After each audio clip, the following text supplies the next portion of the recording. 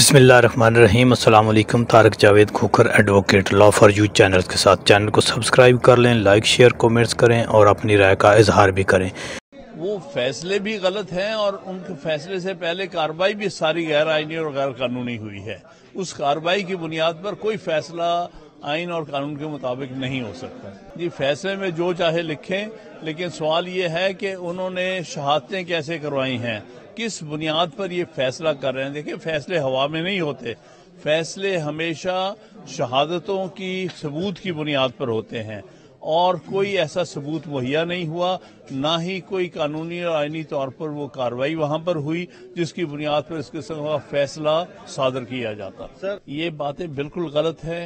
वहां तक के डिफेंस काउंसिल मौजूद थे जो खान साहब ने इनको नॉमिनेट किया था, उनको अलग कमरे में बंद कर दिया गया, अदालत के अंदर दाखिल नहीं होने दिया गया। जो बातें मुझे उन्होंने बताई है, और ये अदालत में कहीं ये खुली प्रेस कॉन्फ्रेंसेस की हैं इसके ऊपर हमने, कि इससे बड़ा ज्यादती और जुल्म कभी नहीं हुआ कि आप डिफेंस काउंसिल्स को तो बंद कर दें और अपने मर्जी के डिफेंस काउंसिल अपॉइंट करके अपनी मर्जी की जिरा करवा लें।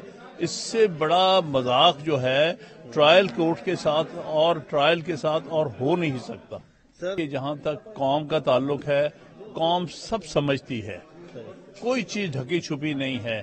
जिस अंदाज से ट्रायल हो रहे हैं, जिस अंदाज से लोगों पर जुल्म सितम और ज्यादती और जबर हो रहा है, कौम देख रही है, कौम को पूरी तरह समझ है। ये भी पता है कि ये जाली मुकदमात हैं, ये भी पता है कि ये जाली किस्म के जज मुकर्रर करके इन्होंने और जाली प्रोसिक्यूटर मुकर्रर करके इन्होंने ये चला रहे हैं।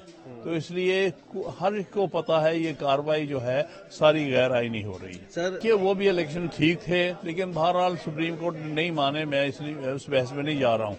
वो भी अनाउंस करके, और कोई इलाका ऐसा नहीं था, वो भी पेशावर का हिस्सा था जहां पर, और वहां पर काफी लोग इकट्ठे हुए थे पीटीआई के, कोई ऐसी बात नहीं थी। लेकिन बहरहाल अब उसमें एक फैक्चुअल डिटेल में सुप्रीम कोर्ट चली गई, जो हम समझते हैं कि सुप्रीम कोर्ट का काम नहीं था फैक्चुअल डिटेल्स में जाना। वो सिर्फ कॉन्स्टिट्यूशनल क्वेश्चन डिसाइड कर सकते हैं और उसको गैर जरूरी। लेकिन बहरहाल ये सुप्रीम कोर्ट ने किया है, तो हम सुप्रीम कोर्ट के फैसले को हर हाल हम कबूल करते हैं। हमारे चाहे उस पर बड़े ही तहफ़्फ़ुज़ात हैं, उसको सामने रखते हुए उन गाइडलाइंस के मुताबिक हम ये इलेक्शन कराने जा रहे हैं, जिसके तहत उन्हें लाया गया है और उन्हें प्रमोट किया जा रहा है। बताएगा, लेकिन मेरे ख्याल में अवाम की हद तक तो कामयाब नहीं होते नजर आ रहे हैं। हाँ, शायद जो उन्होंने अपनी पॉलिटिकल इंजीनियरिंग की जो स्कीम बनाई है उसके मुताबिक शायद वो हो जाए, लेकिन ये वक्ती तौर पर होगा।